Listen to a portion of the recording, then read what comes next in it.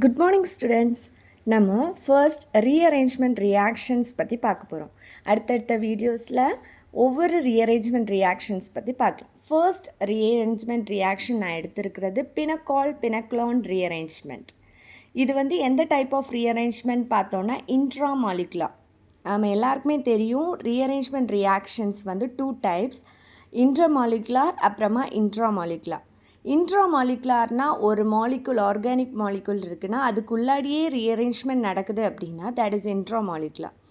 இப்போது 2 organic reactance இருந்து 2க்கு பிட்வீனில் நடந்துச்சு அப்படின்னா இன்டர்மாலிகுலர். ஃபர்ஸ்ட் இந்த பினக்கான் ரீஅரேஞ்ச்மெண்ட் ரியாக்ஷன்ஸை நம்ம எடுக்கிறோம் அப்படின்னா இந்த ரியாக்ஷன்ஸில் நீங்கள் பாருங்கள், இந்த நேமில் இருந்தே நம்ம கெஸ் பண்ணிக்கலாம். ஆல் அப்படிங்கிற நேம் இருக்குது. ஆல்னா என்ன functional group? That is alcohol. ஓன்னு இருக்குது. ஓன்னுன்னா கீட்டோ.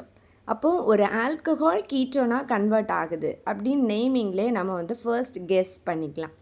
நெக்ஸ்ட்டு நம்ம இந்த ரீஅரேஞ்ச்மெண்ட் என்ன அப்படின்னு இதோட டெஃபினிஷன் பார்க்க போகிறோம்.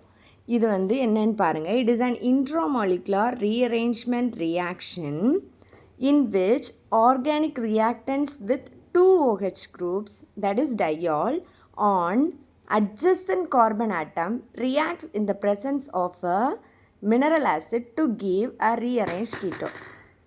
இதோட மீனிங் என்ன அப்படின்னா இது ஒரு இன்ட்ராமாலிகுலர் ரீஅரேஞ்ச்மெண்ட். அது நம்ம ஃபர்ஸ்டே பார்த்தோம். இந்த இதில் யூஸ் பண்ணக்கூடிய இந்த ஆர்கானிக் ரியாக்டன்ட் என்னவா இருக்கும் அப்படின்னா 2 OH குரூப் இருக்கக்கூடிய குரூப்பாக இருக்கும். இது ஈத்தேன். இந்த ஈத்தேன் குரூப் மாலிகுலாக தான் இருக்கணும்னு கிடையாது. பியூட்டேனாக இருக்கலாம், ப்ரொப்பேனாக இருக்கலாம், எதுவாக வேணாலும் இருக்கலாம். பட் நமக்கு தேவை 2 OH குரூப் இருக்கக்கூடிய ரியாக்டன்ஸாக இருக்கணும். ஓகேவா?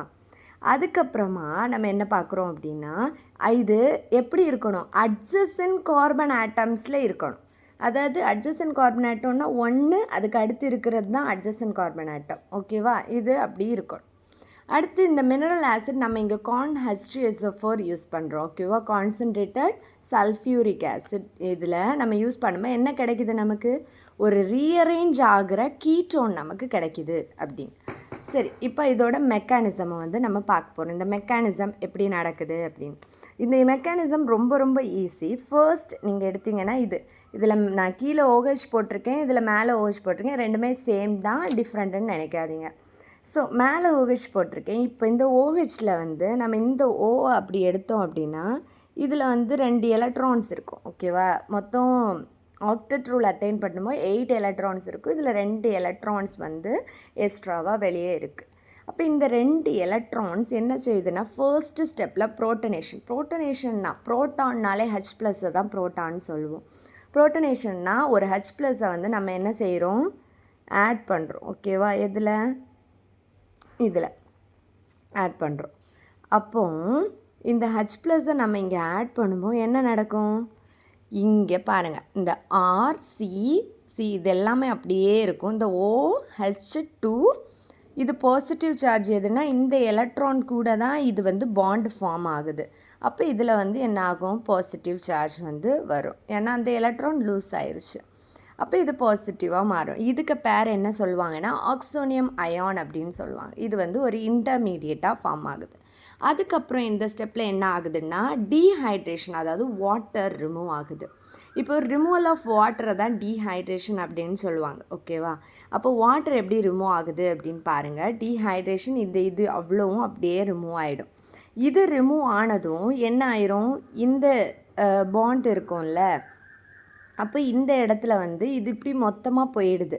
அப்போ இந்த இடம் என்ன ஆகும்? ஒரு பாசிட்டிவ் சார்ஜ் நமக்கு க்ரியேட் ஆகும். பாசிட்டிவ் சார்ஜ் க்ரியேட் ஆனதுக்கப்புறமா நம்ம என்ன நடக்குதுன்னா 1,2 ஷிஃப்ட் மெத்தில் ஷிஃப்ட் அதாவது நடத்துகிறோம். இந்த குரூப் R குரூப்புங்கிறது எனி ஆல்கைல் குரூப்பாக இருக்கலாம். மெத்தில் தான் எத்தில், எனி ஆல்கைல் குரூப்.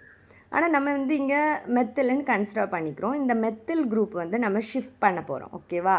ஒரு சப்ஸ்டியூண்ட்டை ஷிஃப்ட் பண்ண போகிறோம். அப்போ இங்கே எதை ஷிஃப்ட் பண்ண போகிறோம் அப்படின்னா இந்த OHக்கு நேரே இங்கே கீழே இருக்கிற இதை இங்கே ஷிஃப்ட் பண்ண போகிறோம். அப்போ என்ன ஆகும்? இந்த பாசிட்டிவில் பாண்ட் க்ரியேட் ஆகி R இங்கே வந்துடும். அப்போது இந்த பாசிட்டிவ் சார்ஜ் இங்கே பாசிட்டிவ் ஆகிடும். ஏன்னா இங்கே ஒன்று லாஸ் ஆகிடும்.